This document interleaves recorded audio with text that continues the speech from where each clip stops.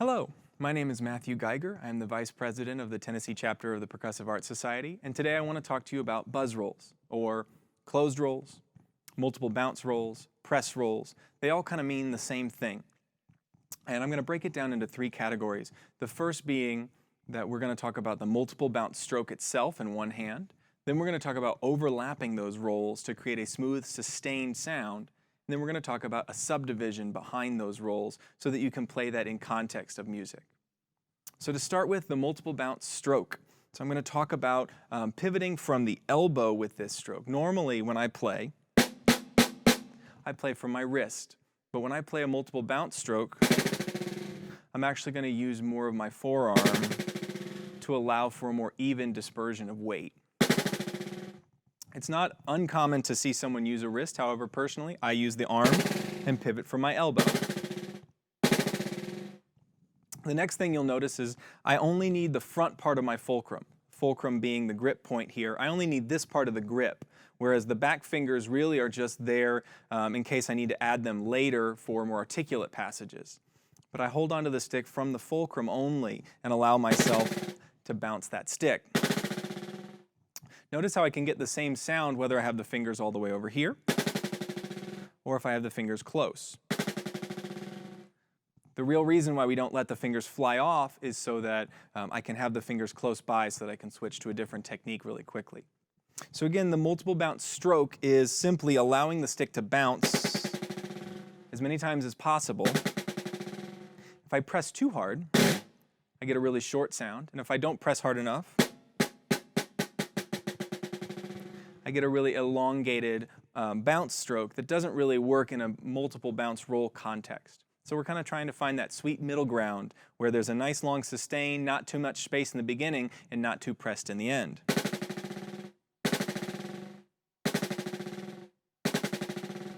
One thing I hope you notice is my stroke stops before I restart this stroke. This is different than any other stroke we use in percussion because I'm trying to allow the bounce to maintain as long as possible and be as full as possible. If I lift, I stop the stroke.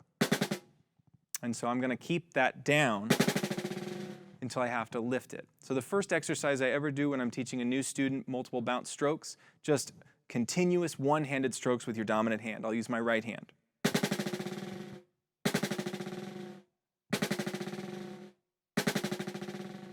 Switch to my left hand.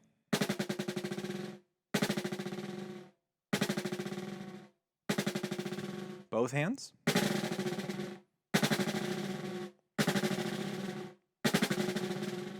Good. This is something you can do on a snare drum, or if you have a practice pad handy, you can do the same thing. One thing you're going to immediately notice is the practice pad doesn't give as much of the rebound. I'm using the harder side of this as well so you can pick it up in the microphones. But if I press too hard, I get this sound. And then when I start to put that together in a roll, a continuous roll, it's going to sound like this. As opposed to the smooth, continuous roll. And so that's why it's important to focus on just the stroke first. Moving on, to get to that smooth and continuous roll, that's when I start to worry about overlapping the stroke. A lot of times when you first learn multiple bounce rolls, you lift as the next hand goes down.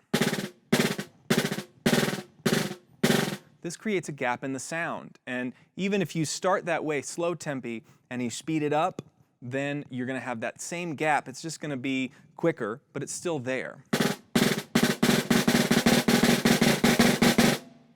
And what most people do to overcompensate for that is they just play really fast. But it's not a very dense buzz roll, but rather a really articulated and subdivided buzz roll. We don't want to hear that. We want to hear a smooth roll. And to get that smooth roll, take that multiple bounce stroke we were working on and start working on overlapping those strokes. So I'm going to take that first exercise I did with just one hand, and I'm going to start adding on the left hand. I might subdivide it like this. 1, 2, 3, 4. 1, 2, 3, 4. 1, 2, 3, 4. 1 and 2, 3 and 4. 1 and 2, 3 and 4. 1 and 2, 3 and 4. And I'll start to speed that up a little bit. 1, 2, 3, 4.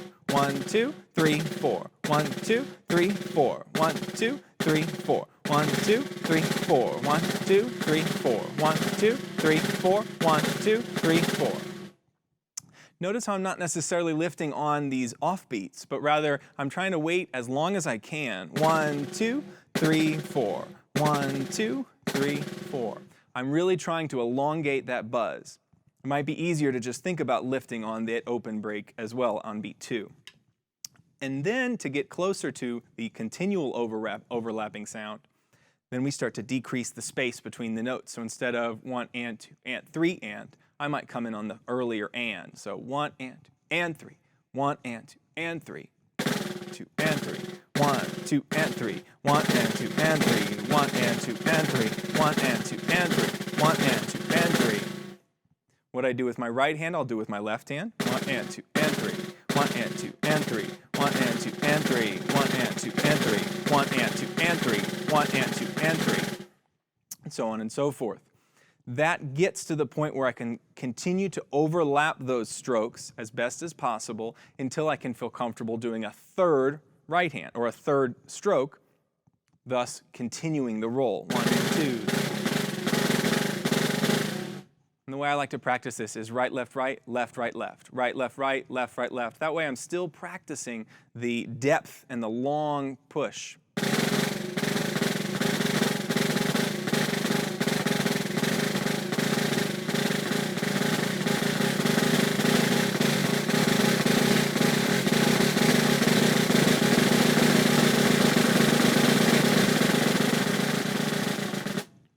And you can hopefully see that as I speed that up, that space just diminishes, and all of a sudden I can start to smooth into a smooth, continuous, long, closed roll. And that brings us to the third point after the stroke, multiple bounce stroke, overlapping to create a long roll. The third point being creating a subdivision so that you can actually play this in the context of music. Oftentimes, as percussionists, we don't see the subdivision written out for a roll. We might see 1 E and, 2 and, 3 E and, roll. And we just have to know what that is. A lot of young players see that and go 1 E and, 2 and, 3 E and, freak out! And that's not necessarily what's going to help you play in time or play the right style. And so most often, music is in a style that keeps that tempo in place so that we can pick a subdivision that works for the whole song. The easiest way to start out is practicing with 16th notes. If that's too fast, then you can try triplets. If that's too slow, you can try sextuplets. So I'll give that example in terms of 16th notes. In my head, I'm going to think 1 E and, 2 and, 3 E and, 4 E and a 1. So my hand speed, 1 E and, 2 and, 3 E and, 4 E and a 1. But what I'm going to play on the beat 4, I'm going to subdivide those, I'm going to play those as multiple bounce strokes. So what I see on the page is a quarter note with 3 slashes to indicate a roll. But what I'm going to play is 4 E and a to subdivide into that. It sounds like this. Again. You might think to yourself, well, that sounds very open and too much space. So at that tempo, 16th notes are too slow. So now I'm going to try sextuplets to try and fill up that gap. So again, all I see on the page is 1 E and, 2 and, 3 E and, roll. But I, as the percussionist, have to figure out what that subdivision is based on the speed as well as the dynamics. But dynamics are another thing. Just talking about speed of the piece. And so now I'm going to think of that roll as a sextuplet. 1 E and, 2 and, 3 E and, 1 is a, 2 is a, or 4 E a, however you want to count your sextuplets. 4 is a, and is a 1. 1 E and, 2 and, 3 E and, 4 is a and is a 1.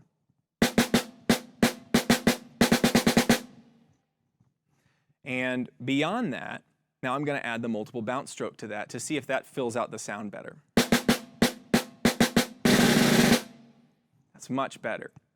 9 times out of 10 for early band literature, for middle school, the roll speed is going to be 16th notes. And so the most important rolls you can teach your beginning percussionist would be the 5-stroke roll, which is the 8th note with the release. You see this in a lot of marches. The 9-stroke roll, which is 4 16th notes with a release.